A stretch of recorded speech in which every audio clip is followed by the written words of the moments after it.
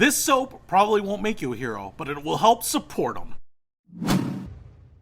What's happening, Panda Nation? Peter Von Panda here. I just picked this up. It's by the Hero Soap Company. It's something I just found, actually. It's a small business, and there are a couple guys. One of them is former Air Force, so it's partially veteran-owned. And one of the things that you might expect from a company that calls itself Hero Soap Company is that they are freedom-loving Americans. And one of the cool things about this is that a portion of those proceeds will go to support the organizations that you might expect. Some of the frontline responders and veterans organizations. Now, they make a variety of soaps, and I picked this up, and they actually sent me this little postcard, and they actually wrote, "Peter, what's up? Thanks for your support."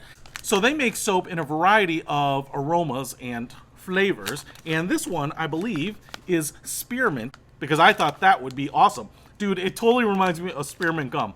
I don't chew gum anymore. Not that I'm opposed to it, but I just don't come across it very much.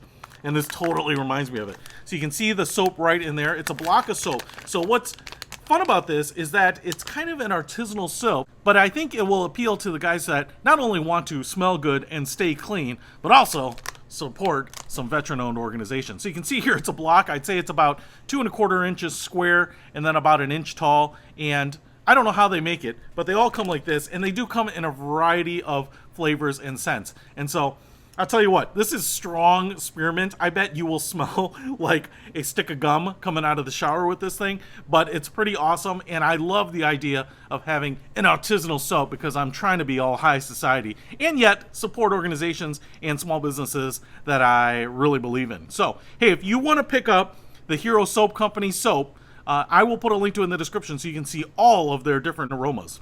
Peter Von Panda, out.